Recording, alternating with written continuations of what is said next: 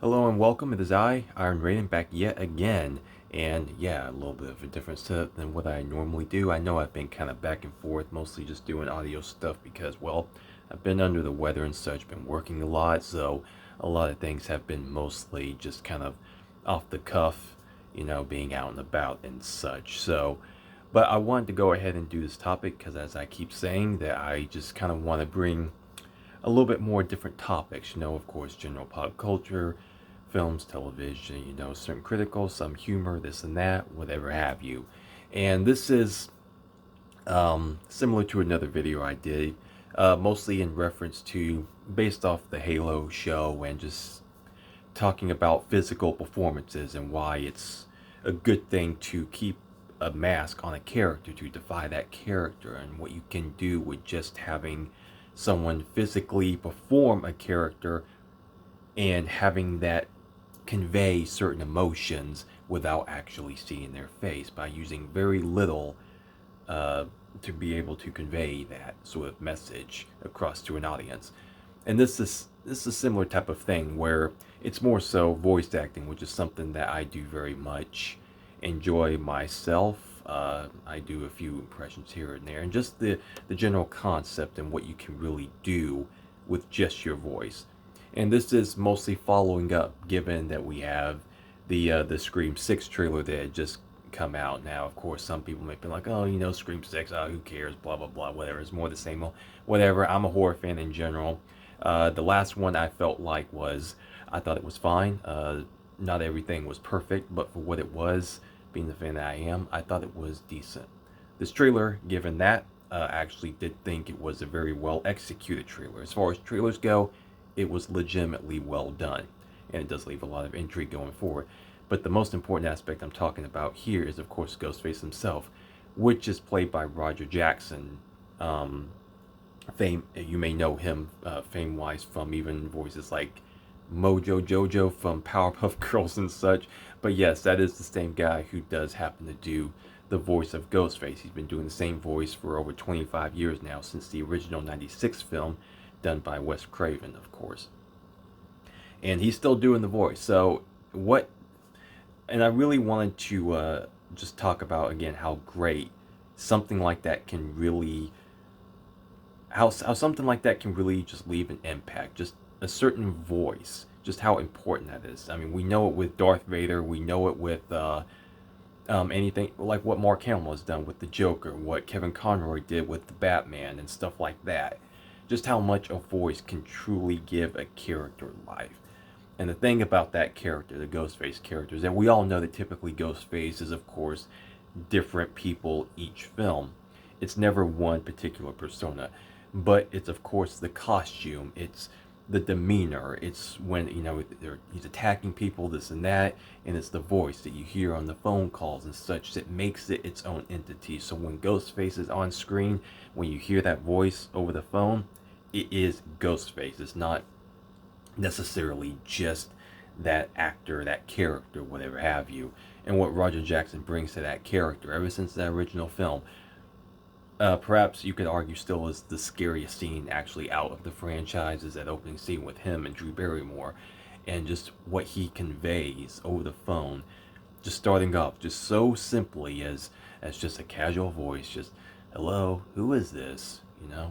What's your favorite scary movie? You're making popcorn, this and that. Just how it's a casual conversation, and then it suddenly turns dark, and as it gets her more and more on the edge as he starts to slowly show himself as to being, he has certain other intentions here, and just how he slowly conveys that. And then once things like really begin to ramp up, he's like, "No, you listen to me, bitch." Just what he conveys, what he brings, the intensity, and what that character is doing, especially once they like I said, really begin to ramp up and really bring something to that. It adds so much to that, and that voice really does carry so much weight. Without his voice, it doesn't even count. I mean, his voice, what he brings to that is as important as any of the main characters, the core characters, such as, yeah, David Arquette's Dewey, which of course, or Courtney Cox, or even Neve Campbell herself, is because, again, it's like Darth Vader. It's James Earl Jones, what he brings to that, can you imagine Darth Vader without James Earl Jones? No.